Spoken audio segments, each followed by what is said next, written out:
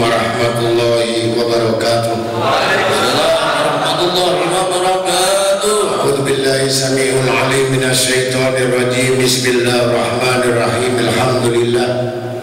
Alhamdulillah subhanalladzi bi ni'matihi tatimmus shalihat wa bi dzikri habibi wa tanazzalu rahmat wal barakat. Wassalatu wassalamu ala asrafil kainat wa sayyidis sadat nabiyina wa maulana Muhammad sallallahu wasallam ala alihi wa sahbihi al-qadat. Ashhadu an la ilaha illallah wahdahu la syarika lah rabbul aradina was samawati wa ashhadu anna sayyidana Muhammadan abduhu wa rasuluhu sahibul ayati wal mujizat. Allahumma salli wa sallim wa barik wa karrim wa 'azim ala sayyidina wa nabiyina habibina syafiina wa qurrati a'yunina wa maulana Muhammad salatan taghfiru bihal dhunub wa tuslihu bihal qulub wa tantaliqu bihal usub wa talinu bihas surub wa ala alihi wa sahbihi wa man ilaihi mansub. Amma ba'd. Alhamdulillah, kita banyak-banyak mengucapkan rasa syukur dan memanjatkan rasa syukur kita kehadirat Allah Subhanahu wa Ta'ala karena datangnya pada hadir di tempat yang mana tempat Riyadul Jinan, tempat kebun surga, di mana di situ banyak orang yang berzikir, berselawat kepada Rasul Sallallahu Alaihi Wasallam. Mudah-mudahan dengan salawat dan salam sejahtera senantiasa kita ucapkan kepada baginda Nabi Syafi'i Musyafa Muhammad Sallallahu Alaihi Wasallam agar kita kelak tercatat sebagai orang-orang yang berkumpul dengan Nabi Muhammad SAW.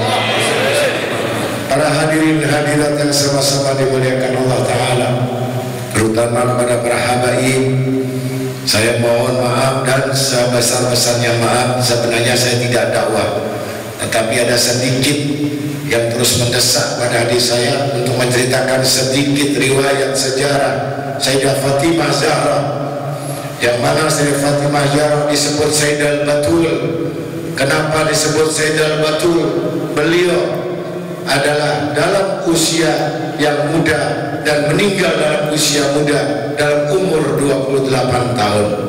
Tetapi beliau tidak pernah mendapatkan nifas atau haid. Begitulah kesucian Allah Ta'ala memelihara putri yang dicintai oleh Nabi Muhammad SAW. Bahkan sebelumnya fotokopinya si Fatimah, di mana Rasulullah SAW waktu diangkat Mi'raj ditunjukkan ada satu buah yang mana itu Syajaratul Jannah, ada satu pohon surga, yang mana pohon surga itu maka menunjuk Rasul Sallallahu Alaihi Wasallam. Jibril, apakah itu? Itu adalah pohon surga.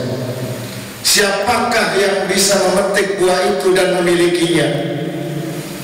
Maka datanglah di antar Nabi kita Muhammad SAW untuk mendekati yang nama Syajaratul Jannah, pohon surga itu. Maka dikupas. Setelah itu dibagi 4. Maka setelah dibuka, subhanallah, setiap yang nama belahan dari pohon surga ini, buah surga itu muncul bidadari yang sangat cantik sekali. Maka bertanya Rasulullah SAW, bidadari yang tersimpan di dalam buah, yang tidak pernah masuk atau masuk ke dalam surga atau jadi bidadari pingitan, tetapi bidadari ini disimpan di buah di dalam surga. Maka bertanya Rasul Sallallahu Alaihi Wasallam, hai bidadari, untuk siapakah engkau? Maka bidadari menjawab, aku disimpan untuk seseorang yang menyintai engkau ya Nabi. Siapakah yang paling pertama cinta kepada Nabi Muhammad SAW? Dan siapakah yang pertama masuk Islam? Maka dijawab oleh Jibril bahwa bidadari ini sudah direncanakan, ditetapkan dan diputuskan bahwa bidadari yang satu ini khusus untuk Sayyidina Abu Bakar Siddiq radhiyallahu anhu. Kemudian yang dua jadi bidadari. Terus ditanya untuk siapa? Untuk Sayyidina Umar bin Khattab. Sampai yang ketiga bidadari diberikan kepada Sayyidina Utsman bin Affan. Maka terakhir, belahan yang terakhir menjelma jadi bidadari, lebih cantik dari bidadari yang lain. Yang anehnya, begitu melihat bidadari ini, Rasul Sallallahu Alaihi Wasallam terkejut dan terperanjat. Bukankah ini adalah putriku Fatimah? Subhanallah. Maka bertanya Rasul Sallallahu Alaihi Wasallam, wahai Fatimah, mengapa engkau di sini? Kenapa engkau ada di dalam di dunia, tapi kamu sekarang ada di hadapanku? Maka Fatimah yang mengatakan, wahai Rasulullah, aku bukan putrimu, tapi aku dibidadari, namanya sama Fatimah. Jadi bidadari itu cemburu dan iri atas kecantikan Nabi, kecantikan Sayyidah Fatimah Zahra. Bahkan Allah jadikan rupa yang persis di dalam surga. Wajah Siti Fatimah tidak berbeda, fotokopinya langsung. Allahu Akbar. Ini supaya para hadirin tahu sejarah. Untuk siapakah engkau? Jadi untuk Amirul Mukminin Sayyidina Ali Karamullah Jahar. Jadi Siti Fatimah itu istri di dunia juga istri di akhirat. Ini untuk Sayyidina Ali khusus. Maka meneteskan air mata Rasul Sallallahu Alaihi Wasallam. Demikian kasih sayangnya Allah kepada putri Kanjeng Nabi Muhammad Sallallahu Alaihi Wasallam. Maka untuk itulah para hadirin, dalam satu hadis yang masyhur, hadis Sauban, di mana kehidupan Rasul Sallallahu Alaihi Wasallam bersama putrinya dengan Amirul Mukminin Sayyidina Ali Karamullah Jahar, yang mana beliau ada kalau yang dimakan dimakan, kalau yang diminum ada diminum. Tapi bayangkan pada waktu di mana Sayyidah Fatimah saat nikah dengan Sayyidina Ali, bahkan bagaimana penderitaannya, tidak pernah menuntut. Bahkan dari kain nikahnya itu, baju nikahnya itu sobek sampai diambil jarum, dari jarum itu duri dari pohon kurma. Para hadirin, 17 daripada duri kurma untuk menjahit dari baju Sayyidah Fatimah yang ditambang sendiri, tidak pernah minta tolong orang lain.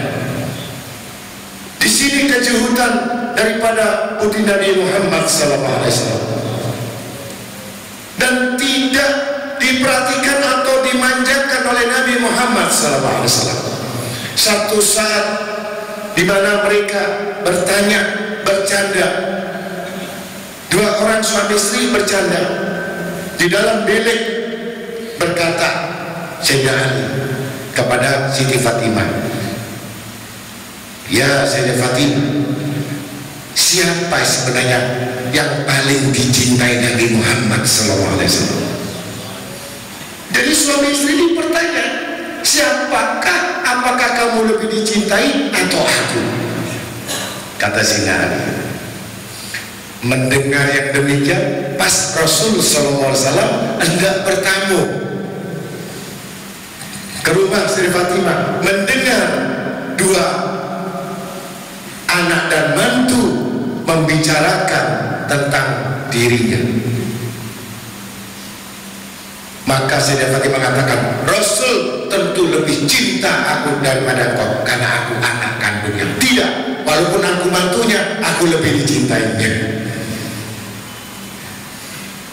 Akhirnya masuk Rasul Sallallahu Alaihi Wasallam mengatakan, di antara kalian tidak ada yang beda antara engkau ya Ali dengan Fatimah, semuanya aku menyintai daripada yang lain-lainnya.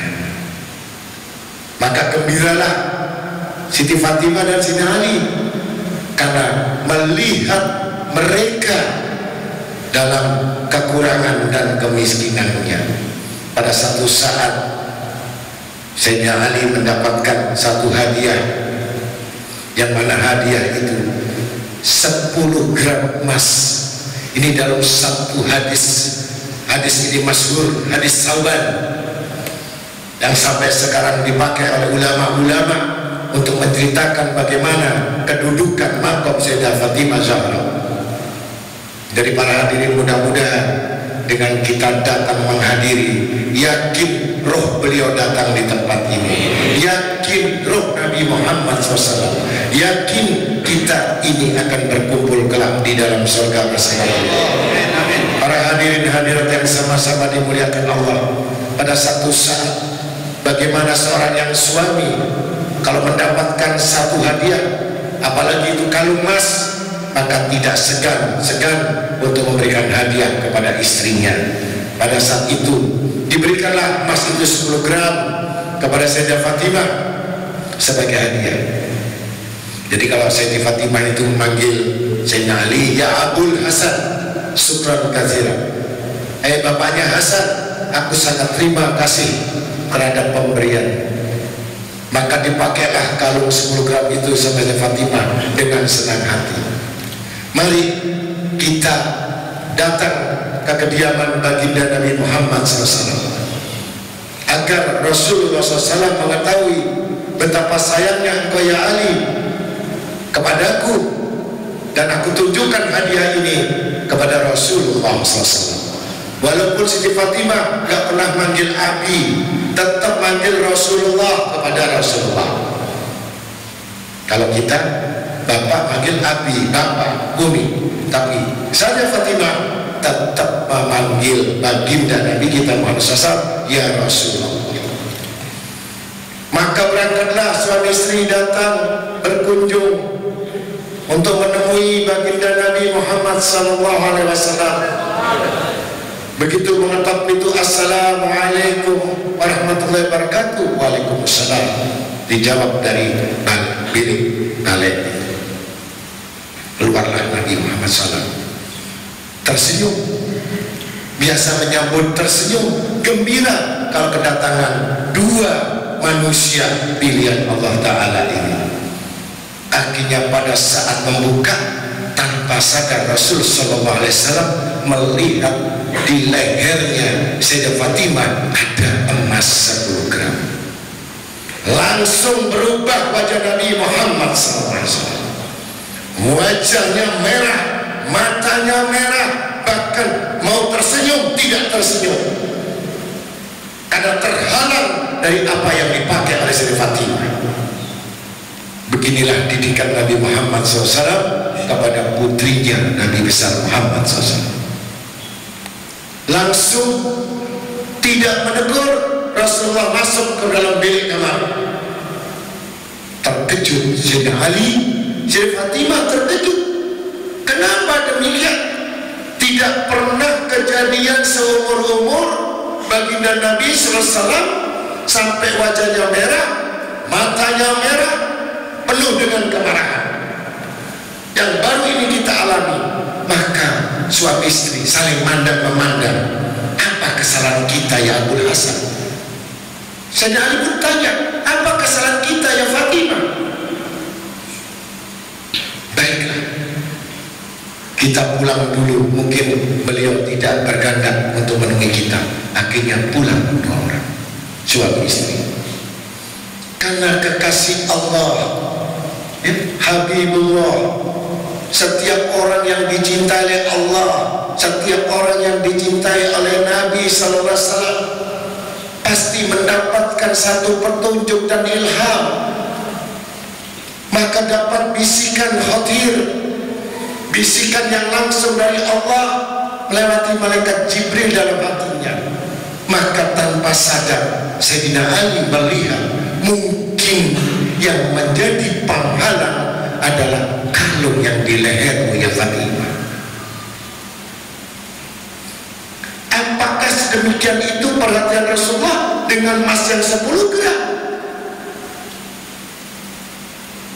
Baiklah, kalau ini yang mengganggu hati dan pikiran baginda Rasulullah SAW, maka saat ini ya Abul Hasan, aku lepaskan kalung yang 10 gram ini dengan catatan, karena kita tidak ada yang menolong dan membantu dan khodam di dalam rumah ini, maka gantikan 10 gram ini dengan khodam atau sekarang misalnya pembantu. Dilepas, dijual, ganti pembantu di dalam rumah. Untuk menggantikan emas yang 10 digantikan untuk menebus khodam atau pembantu budak. Akhirnya mari kita kembali datang ke rumah baginda Rasulullah SAW. Berjalan dua lagi, sampailah di depan pintu, mengetok pintu, salam, dijawab salam. Begitu Rasulullah melihat di lehernya sudah tidak ada emas 10 gram para hadirin, maka tersenyum tetapi belum gembira. Ada tersenyum kecut, ya. Kalau guru melihat sama muridnya tersenyum kecut, berarti ada yang kurang. Tersenyum gembira, ini tidak tersenyum yang tertahan, bukan tersenyum yang senang. Akhirnya beliau, apa yang kurang? Maka tidak tahan lagi Sayyidina Ali Karamallahu Wajhaha dengan Sayyidah Fatimah Zahra bertanya kepada baginda Rasul SAW.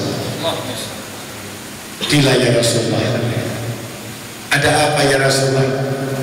Katakan pada kami ya Rasulullah, apa yang menjadi ganjalan, apa yang menjadi terhalang? Engkau tidak biasanya yang demikian, engkau tidak biasanya yang tidak gembira kepada kami. Apa yang menghalangi hati Rasulullah, apa yang nanti menghalangi pikiran Rasulullah sallallahu alaihi wasallam? Maka Rasulullah, ya Fatimah, engkau adalah biji mataku, engkau adalah qurratul ayun, cahaya mataku. Bahkan Allah memuliakan engkau menjadi Sayyidal Batul sampai tidak ada kekotoran dan najis di badanmu. Bukankah engkau sudah mengetahui dan Allah menyampaikan dengan malaikat Jibril kepadaku bahwa tidak ada satu wanita yang mulia, tidak ada wanita yang paling dimuliakan Allah mulai zaman nabi-nabi, hanya al-nisaul jannah, 4 wanita arba'un, 4 wanita yang calon surga yang tidak boleh dimasuki perempuan lain kecuali harus berimam dengan 4 wanita ini. Pertama adalah Siti Maryam bin Imran, ya, daripada ibu Nabi Isa alaihissalam. Yang kedua istri Fir'aun, Siti Asia. Yang ketiga Siti Khadijatul Kubra. Yang keempat baru Sayyidatina Fatimah, engkau wahai putriku. Bagaimana Allah yang sudah menjamin, yang sudah memutuskan tidak akan surga dimasuki oleh perempuan soleha yang bagaimanapun harus melewati pintu-pintu itu, melewati engkau ya Fatimah. Tapi aku kecewa pada saat engkau datang menghadap, aku melihat belenggu api neraka di leher seorang putri Nabi Muhammad SAW. Begitu terkejutnya aku. Bukankah engkau adalah al-imam, petunjuk dari wanita-wanita yang salehah? Tetapi bagaimana seorang putri yang menjadi suri tauladan membelenggukan rantai neraka di pada lehernya? Ini yang menyakitkan aku ya Fatimah. Wahai Rasulullah, bukankah itu aku dapat hadiah dari Abul Hasan, halal dari Sayyidina Ali? Benar. Tetapi untuk engkau, perhiasan yang sebenarnya engkau dapatkan bukan di dunia ya Fatimah, tapi perhiasan yang ada kelak yang menunggu kamu di surga. Berjuhudlah kamu di dunia ya Fatimah, sehingga engkau menjadi suri tauladan bagi para ibu-ibu, suri tauladan bagi remaja-remaja, bagi orang yang begitu indah kesempurnaannya dan kecantikannya, sepertiga kecantikannya Sri Fatimah ya, itu dibagi seluruh dunia, ratu cantik dunia hanya sepertiga di dunia ini, 2/3 tidak dimiliki. Sayyidah Fatimah kalau minum kopi kelihatan kopi, kalau tersenyum merkah wajahnya. Bahkan dibagi dalam peristiwa itu, setiap malam keluar waktu belum diratakan, jadi di mihrabnya, di kuburnya ini, nah Sayyidah Fatimah keluar.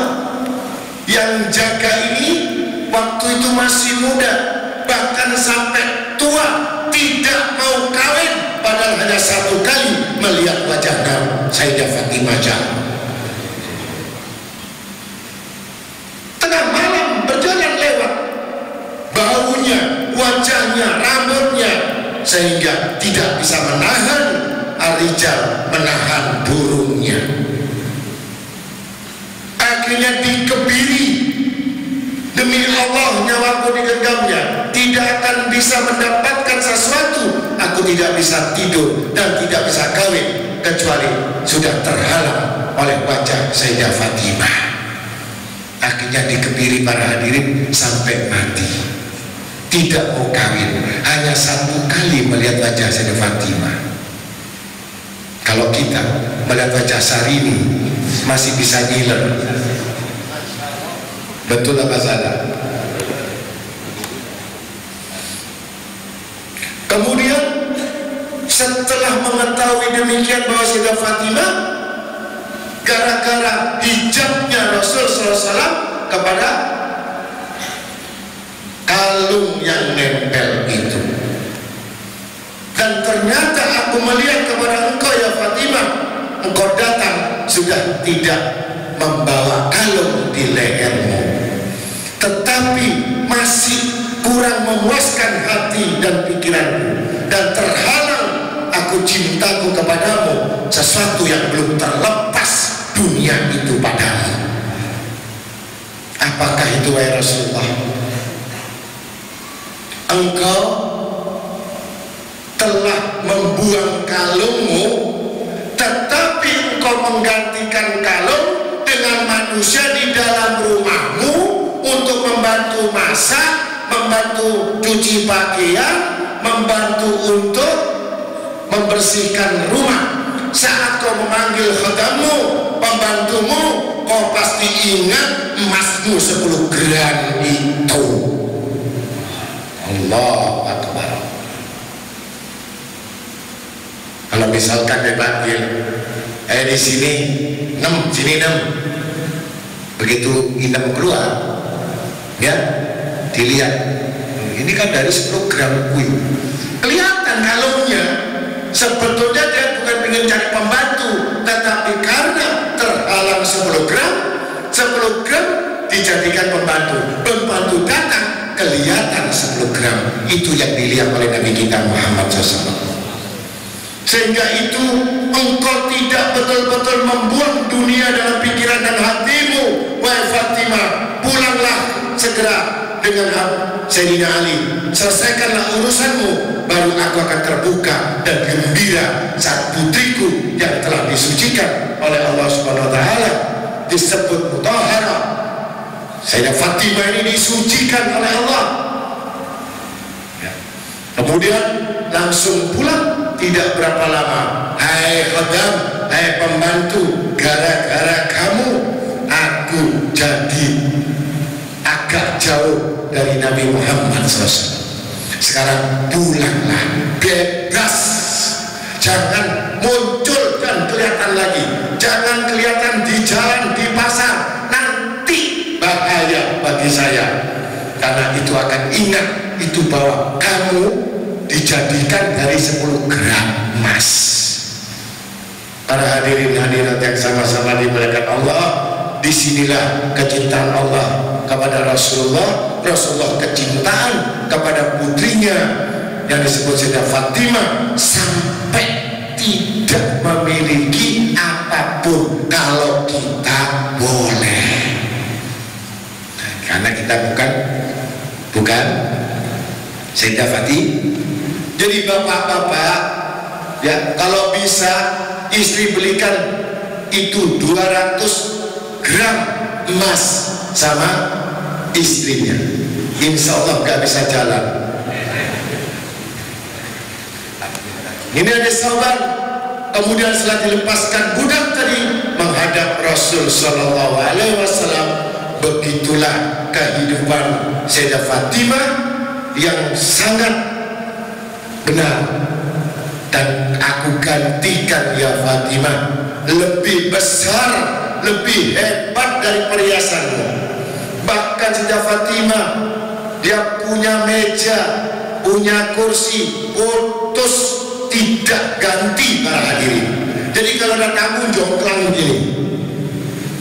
Kalau kita punya ruang tamu, kursinya cepat, kira-kira gimana?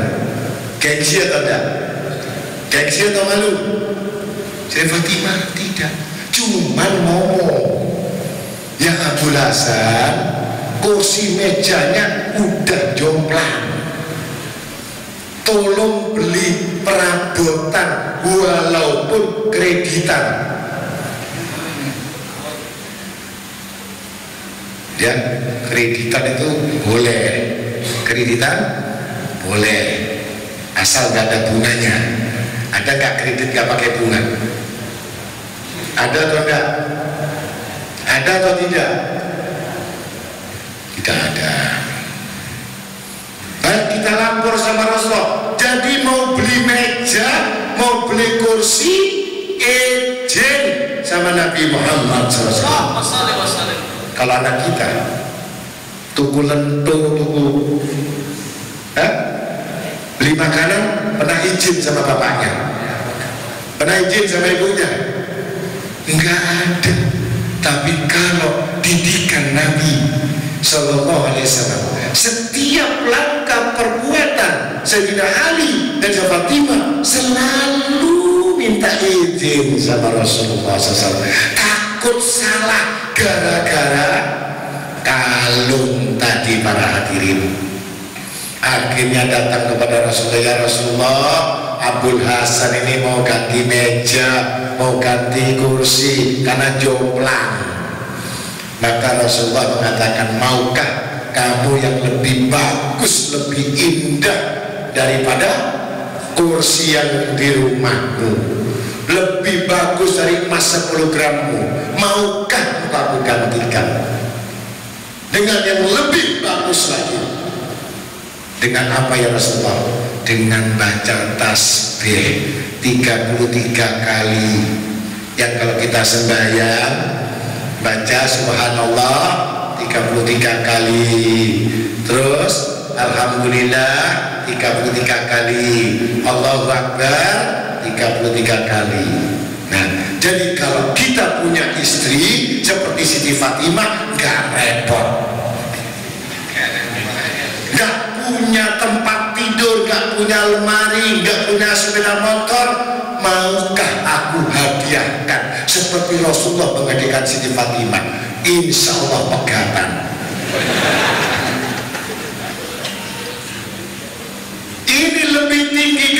menjauhkan daripada apa yang ada di dunia. Justru yang di dunia ini sementara, sedangkan tasbih 33, tahmid 33, takbir 33. Bukankah ini lebih hebat daripada kursi, lebih hebat daripada mobil, lebih hebat dari lemari, lebih hebat dari yang lainnya? Itu khusus untuk yang mengerti seperti Sayyidatina Fatimah.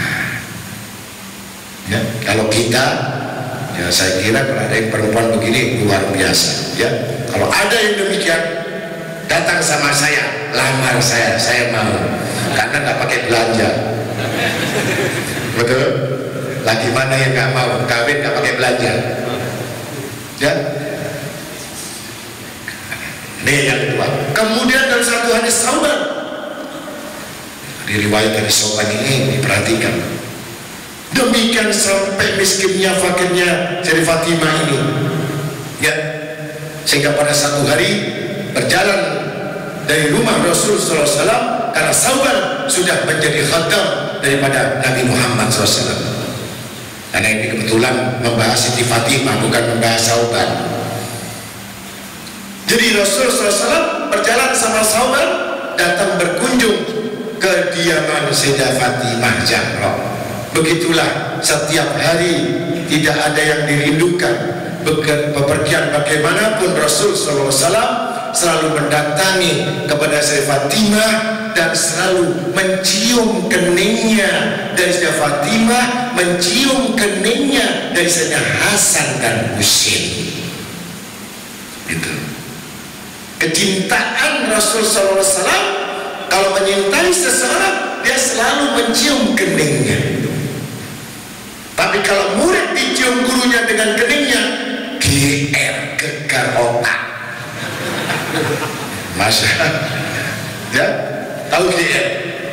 Wah, ini guru saya cinta kepadamu. Dengan demikian, pada saat mengetok pintu, dilihat ada yang bukan Sayyidah Fatimah rumahnya. Lari langsung Sayyidah Fatimah, kemudian masuk di bilik, sembunyi. Akhirnya Sauban ini orang fakir, orang miskin, orang uli tenaga kasar. Maka merasa, ya Rasulullah, apakah si Fatimah ini jahatnya demikian padaku? Untuk bertemu dengan aku saja dia lari, tidak mau. Bagaimana aku di hadapan Allah SWT, dengan putrimu saja gak mau melihat aku? Tersenyum kanjeng Nabi Muhammad SAW. Tersenyum kan? Wahai Sauban, jangan sangka buruk, jangan suudon. Sesungguhnya sangka itu dosa. Ketahuilah, putriku Sayyidah Fatimah ini lari karena gak pakai kodum. Para hadirin, gak punya kodum. Itu wanita yang solehah. Masuk langsung sembunyi. Maka Rasulullah SAW masuk ke bilik kamar Sayyidah Fatimah, melihat putrinya tidak memiliki kodum satu pun. Ya, akhirnya Nabi kita Muhammad SAW, gamisnya yang panjang ini minta gunting sama Sayyidah Fatimah, digunting ini mamanya, gamis gunting, lalu dikasihkan Sayyidah Fatimah, tutuplah aurat. Itu pakai gamis Nabi Muhammad SAW. Nanti kasihan Sauban, dipikir tidak mau menemui kau. Akhirnya pakai gamisnya Nabi kita Muhammad SAW, bagai mukena, bagai udungnya, langsung ditemu. Ya Sauban, apa kabar? Baik-baik. Ketahuilah, engkau telah mendengar dari Rasulullah SAW bahwa aku tidak mau menemui engkau karena aku terbuka auratku. Maka sekarang engkau tidak mempunyai sangka buruk lagi, kecuali engkau mendapatkan kesenangan. Sesungguhnya menghormati tamu, menyenangkan tamu adalah menyenangkan hati Nabi Muhammad SAW. Begitulah dalam arti yang sebenarnya bagaimana kehidupan Sayyidah Fatimah. Bahkan pernah kejadian sampai seminggu lamanya ditinggal oleh Sayyidina Ali untuk berjuang di jalan Allah. Ditinggal lagi, sudah semua keluarganya sendirian seminggu. Akhirnya sampai Rasulullah SAW tidak mengetahui apakah bagaimana keadaan Sayyidah Fatimah. Akhirnya datang Rasulullah dari sabilillah, mampir ke rumah Sayyidah Fatimah, melihat Sayyidah Fatimah sudah pucat parah. Hai Fatimah, apakah engkau sakit? Kenapa engkau kurus? Kenapa kamu jadi teguh? Apakah engkau sakit? Wahai Rasulullah, beginikah putri Nabi Muhammad SAW yang dapurnya nggak pernah nyala, yang dapurnya tidak pernah dimasak, yang dapurnya tidak ada lauk, tidak ada makanan. Apakah demikian ujian dari putri Nabi Muhammad SAW? Ini Sayyidah Fatimah yang sudah dijamin surga, yang sudah menjadi orang yang salehah, yang sudah jadi orang yang suci. Kenapa masih diuji dalam waktu yang singkat, 7 hari 7 malam, gak ada makanan, hanya minum para hadirin. Rasulullah SAW bukan sedih. Seorang yang beriman akan baginda Rasulullah tidak sedih, karena satu kehormatan yang besar, satu kehormatan yang tinggi, derajat yang tinggi. Setiap manusia yang diadakan ujian itu akan mendapatkan kedudukan yang tinggi di sisi Allah. Tapi siapa yang marah dalam ujian itu, maka Allah melaknat manusia yang tidak sanggup dengan ujian itu. Para hadirin hadirat yang sama-sama dimuliakan Allah, maka bertanya, ya Rasulullah, apakah demikian kehidupan selamanya? Tidak. Aku telah memohon kepada Allah, maka Allah mengirimkan malaikat Jibril alaihissalam kepada dan menawarkan kepada engkau ya Sayyidah Fatimah. Hai Fatimah, maukah engkau saat ini aku gantikan 5 sapi, 5 ekor sapi, 5 ekor onta, 5 ekor kambing, karena engkau sudah seminggu tidak makan. Tetapi hadiah yang lebih besar kalau engkau mau menahan diri, aku akan mengikuti apa yang menjadi nasihat Nabi Muhammad SAW. Engkau rasakan di dunia, engkau rasakan di akhirat, karena Jibril alaihissalam menyampaikan berita kepadaku, wahai Fatimah, maukah engkau lebih dari 5 sapi, 5 kambing, 5 onta? Apakah itu wahai Rasulullah? Tawarkan lebih baik daripada itu. Itu ada 5 doa yang mana malaikat Jibril mengajarkan aku untuk membuat pilihan kepada engkau Fatimah, asal engkau sabar. Aku memilih doa ya Rasulullah, daripada aku memilih sapi, kambing, itu sementara habis. Sedangkan doa itu aku insya Allah dijamin tidak akan kekurangan lagi. Maka apa kata ya Rasulullah? Itu langsung malaikat Jibril mengajarkan kalau kita itu adalah doanya Sayyidatina Fatimah Zahra. Kalau kita kekurangan, asal betul kekurangan rezeki, kekurangan dari dunia materi kita, baca doa ini, insya Allah Allah Ta'ala tidak akan pernah membuat mati dapurnya. Amin. Apa kata ya Rasulullah? Ya awalan awalin, ya akhirul akhirin. 2. Ya kuatil matin. 3. Ya rohimal masakin. 4. Ya arhamar rahimin.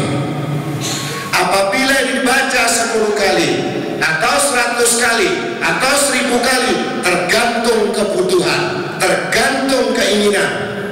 Untuk itulah juga saya ijazahkan sekalian supaya diamalkan anak-anak yang kurang, yang cukup dibaca tambah. Milih yang mana? Milih yang kurang atau tambah? Jadi yang dibaca habis sholat boleh, habis subuh boleh. Ya awalan awalin, ya akhiral akhirin, ya dal kuatil matin, ya rohimal masakin, ya arhamar rahimin. Insyaallah minimal 1 kali dibaca. Ya, ini sudah saya praktekkan. Begitu saya nggak punya uang, subuh saya baca 1 kali. Saya tes betul apa tidak, betul. Nah, gitu. Ada uang, ya, orang bawa 1 kresek, 1 kresek, bayangkan ini. Isinya apa? Kerupuk. Isinya rezeki. Rezeki itu tidak harus uang, paham? Rezeki yang bisa menggembirakan hati manusia. Mau sampai dikasih uang 100 juta setruk, mau? Tidak mau. Sampai dikasih uang 1000 tapi sampai sehat bisa terawih, milih mana? Milih 100 juta terawih. Betul? Betul. Nah, jangan meremehkan. Mudah-mudahan inilah sedikit sejarah Sayyidah Fatimah Zahra, dan diamalkan doa ini, insya Allah yang punya utang lunas, ya, yang punya utang lunas, yang sumpek stres lenyap, ya. Ini banyak perempuan stres, suaminya udah ganteng, ya, suaminya udah ganteng, kerja mapan, rumah ada, anak ada, lu kok cik melirik Gus Haripin bahasa ya, jelek-jelek ini ganteng saja, gak ono wali elek kamu. Betul? Kok gak melirik Habib Bursi dan Habib aja?